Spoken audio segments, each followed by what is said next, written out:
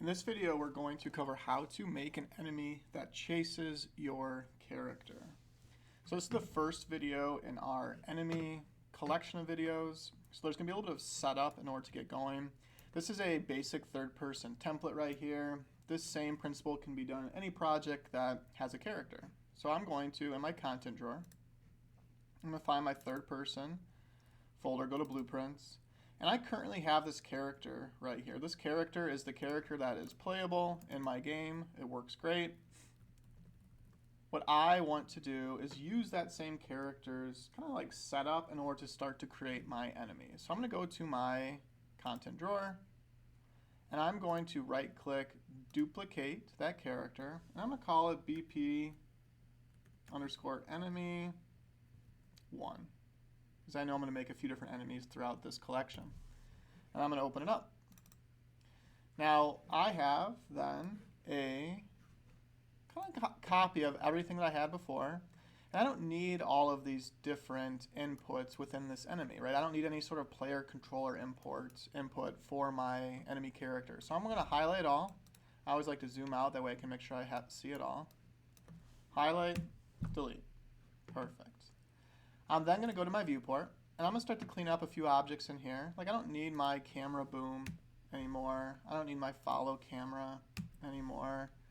The arrow's not bothering me, but everything else I think is totally fine. We can always clean up more later, but definitely those camera objects are unnecessary for our enemy. Now, what I like to do with my enemies is I like to differentiate them a little bit. So what I'm going to do is in my content drawer, I'm going to go to my main folder. I'm going to make a new material. I'm going to call it enemy1. Open it up. And I could then make a constant 3 vector, add it onto here. I'm just going to make it a red.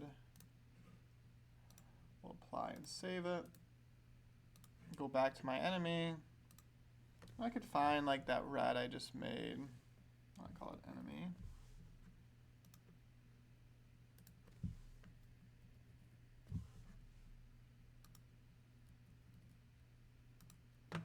To make this enemy be this red color. It has 2 material slots on there. Cool.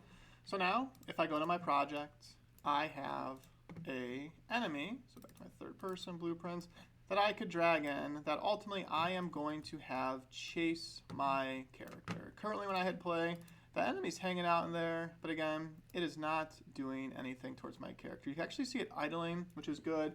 It uses the same animation blueprint, which is going to make it run and idle when it is or isn't moving, but we can start working through some of the setup of our AI move too. Now, in order to have an enemy be able to navigate through our world, what we have to add is a nav mesh bounds value. So from place actors, and to get to it, I like to go to here, place actors panel. I am going to type in the word nav mesh, and that'll pop up with nav mesh bounds value. I'm going to drag that into my world. And this volume, I'm done with my details for now, my place actors. I can hit P on my keyboard. I'll do that again. I clicked in my viewport, I hit P, and I get this nav mesh preview highlighted in this green color. And every time I hit P, it toggles it on and off.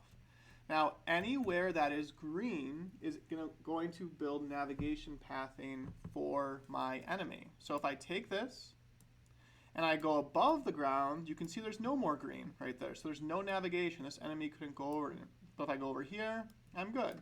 So what your goal will be is to kind of stretch this out in a way that your enemy can navigate where you want it to navigate. So I can go over to here, make it bigger, and I can go a little bit over the top if I wanted to. Now maybe I don't want my enemy to be able to go up any of these stairs over here, so I can kind of leave it where they stop right there. It really is totally up to you. But I'm going to have mine cover everything, so there's not going to be any place I can hide from this enemy. All right. Now if I play again, still not do anything because we haven't told this enemy to do anything just yet. So our first enemy is going to be a chase me. So I can go back to my enemy. I'm going to go to its blueprint, event graph, and I'm going to start out with an event tick right here. And what I want to do with this event tick is AI move 2. And this is our basic AI movement node right here. I have to declare what the pawn AI component is going to be, which is always going to refer to as self in these examples. So it's basically just saying, hey, what this is going to be controlling is the self pawn. And then I have a couple options for my destination. I could say move to a specific point, which we'll cover in a later demo, or I could say move to a specific actor. So I could do get player character, attach that to the actor, and now it's saying, hey, always move that enemy to my character. So I go back to my level, I hit play, that character is following me everywhere I go. And again, there's really no place I can hide because I made that nav mesh everywhere, and it's figured out the path thing to get up there. And as long as I am moving, it's going to try to get me. We don't have anything set up right now where it's going to jump. I think we'll cover that in a later demo. But everything you see right here is a great starting point to have an enemy that starts chasing you. Now, a couple things to point out in this enemy. It uses the character movement component, so I'm on my enemy. So I can go into here, and I could do things like adjust its like max walk speed. Currently, it's set to 500, which is the same as my character. I could set it to like 1500 right here. So now it's going to be 3 times faster than my character, right? I really can't get away from it. Sometimes I like to couple that with a slower acceleration. So if I go to like my max acceleration and make it smaller, something like, we'll go like 300. Now what this will do is it'll create an enemy that eventually will be a lot faster than me, but it gives me a little bit of time to get away from it. So kind of this like slow build up, and then I can't get away. So it ultimately gets to me. All right. This is how we can design an enemy that chases you in Unreal.